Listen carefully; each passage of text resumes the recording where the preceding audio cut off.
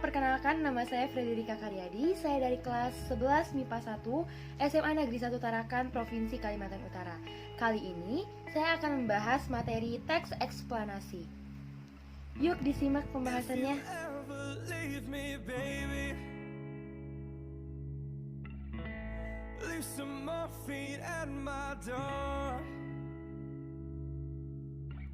Adapun beberapa materi yang akan saya bahas pada kesempatan kali ini. Yang pertama, pengertian. Yang kedua, ciri-ciri. Yang ketiga, struktur. Yang keempat, kaidah kebahasaan. Dan yang terakhir, langkah-langkah. Dalam langkah-langkah, terdapat dua yang akan saya jelaskan, yaitu langkah-langkah membuat teks eksplanasi dan langkah-langkah mengidentifikasi teks eksplanasi. Mari kita masuk ke bagian yang pertama, pengertian.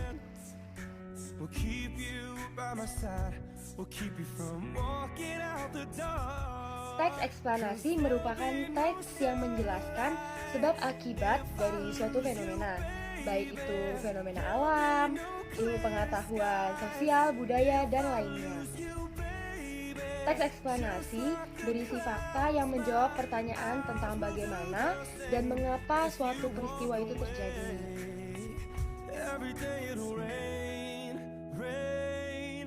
Yang kedua, kita masuk ke dalam ciri-ciri teks eksplanasi. Ciri-ciri teks eksplanasi. Yang pertama, strukturnya terdiri dari pernyataan umum. Tidak hanya pernyataan umum, strukturnya terdiri dari urutan sebab akibat dan interpretasi. Yang kedua, informasi yang dimuat dalam teks eksplanasi selalu berisi fakta atau faktual. Yang ketiga, fakta atau faktual tersebut memuat informasi yang bersifat ilmiah atau keilmuan, contohnya seperti sains. Yang keempat, sifatnya informatif, tetapi tidak memengaruhi pembaca agar mempercayai hal yang dibahas. Yang kelima dan yang terakhir, memiliki atau menggunakan sequence makers. Contohnya, pertama, kedua, ketiga, dan sebagainya. Bisa juga menggunakan seperti pertama, berikutnya, selanjutnya, dan lain-lain.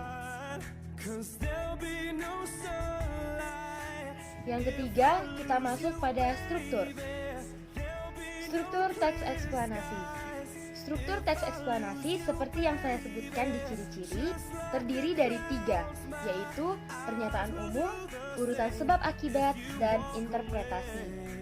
Pernyataan umum berisikan tentang topik yang akan dijelaskan pada suatu proses keberadaan. Urutan sebab akibat berisi penjelasan mengenai proses terjadinya fenomena yang disajikan secara urut atau bertahap dari yang paling awal hingga akhir. Interpretasi berisi kesimpulan dari topik yang telah dijelaskan.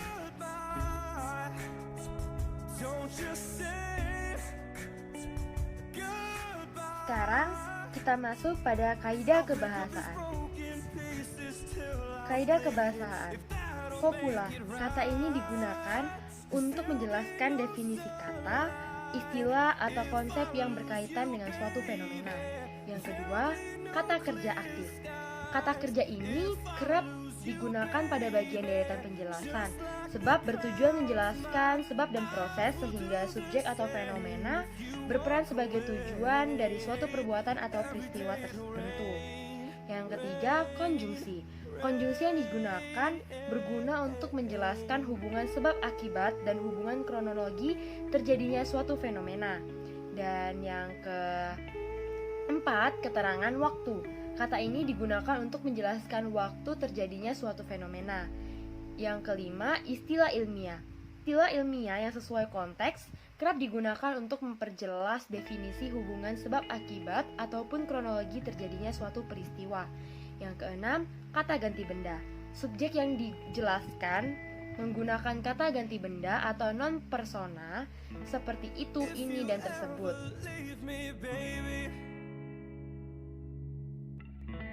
Kita masuk pada bagian langkah-langkah. Yang pertama, langkah-langkah menulis teks eksplanasi. Menulis atau menyusun teks eksplanasi. Pada bagian ini yang harus kita lakukan yaitu Yang pertama, menentukan topik.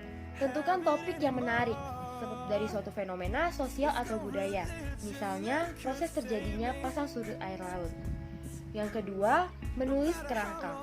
Buatlah kerangka karangan berdasarkan struktur teks eksplanasi, yaitu pernyataan umum, urutan sebab akibat, dan interpretasi. Yang ketiga, mengumpulkan referensi. Cantumkan fakta dan data yang kamu kumpulkan. Yang keempat, mengembangkan teks. Kembangkan kerangka karangan sehingga menjadi teks eksplanasi yang utuh. Dan yang terakhir, menyunting teks. Periksa dan baca kembali teks yang telah kamu buat. Suntinglah jika ada kalimat yang tidak sesuai atau kesalahan dalam penulisan. Yang kedua, mengidentifikasi teks eksplanasi. Yang harus kita lakukan yaitu pertama, baca dengan seksama. Yang kedua, mengidentifikasi struktur. Yang ketiga, mengidentifikasi fakta-fakta.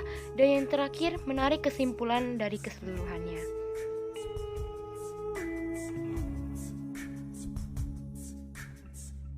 I'll never be your mother's favorite.